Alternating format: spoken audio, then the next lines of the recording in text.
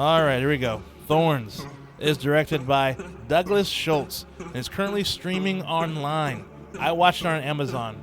Now, I know this movie was finished in 2023, and I believe last year it was playing, I guess, limited release and whatnot, in theaters and whatnot. And so I guess this year it finally started playing or started streaming. So that's how I got to it. Plus, the only reason why I'm watching it too is because it's got Doug Bradley in it. But anyways, let me slow down.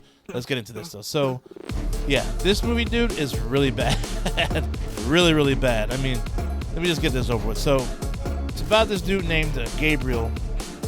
Biblical stuff. Anyways, Gabriel, who's a former priest, now working for NASA, is called on to check on a remote observatory that went silent after it was in contact with a probe in space.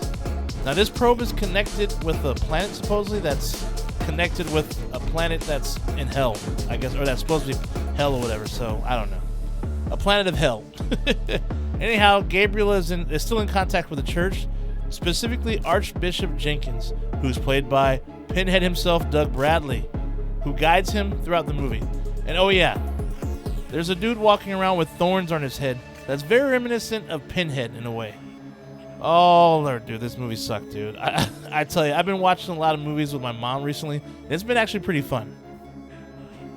It was awesome because we both had the same reaction to this debacle of a movie, dude. We both thought it just was bad, just really bad. So first off, do not watch this. It is not worth your time. Next thing, dude, this is a fucking Hellraiser ripoff, though. Seriously, though. I mean, like I said, even has Doug Bradley, which makes it even crazier. Though, he is not the dude in Thorns, though. Sorry, folks. That actually would have made this a little more watchable, to be honest with you, though. What's funny, though, is about Doug, though, is you can tell they paid him for one day's work, though, where he probably just did all his parts right in front of the camera, and they just let him go because that's probably all they could afford. I'm sure he was the money. He was the budget, at least a good chunk of it, I'm sure. Just a small paycheck from a man, dude. Now, I'll just say this. Do you remember when Dimension would release all those like whack-ass like straight-to-home video Hellraiser flicks that originally were not, Hellraiser movies, but they were like a totally different screenplay, but they just added and just put Pinhead in there just to, so they could keep the rights to the IP of the movie and whatnot, or of the franchise. Let's just say this movie falls right into that realm, to be honest with you.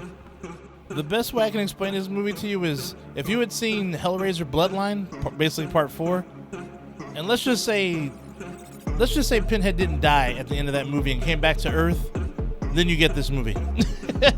Best way I can put it, dude. And a more religious tone as well, though, okay? But yeah, that's the movie in a nutshell, though. And oh yeah, there's a deaf nun in it too, and I don't know, who cares? There's a whole lot of nothing going on, though. I mean, the story is dry like the desert, man. It's dry as a fucking desert. The characters are boring as hell with no redeeming qualities. Even Doug Bradley seemed bored of this shit, dude. I mean, he's just sitting there probably like, thank you, pay me. Whatever, dude.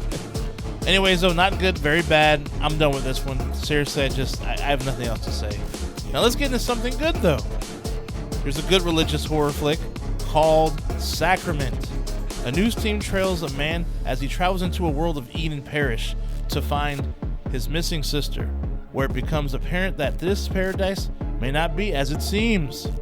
Yes, this is a Ty West movie, the same dude who brought us X, Pearl, and whatnot.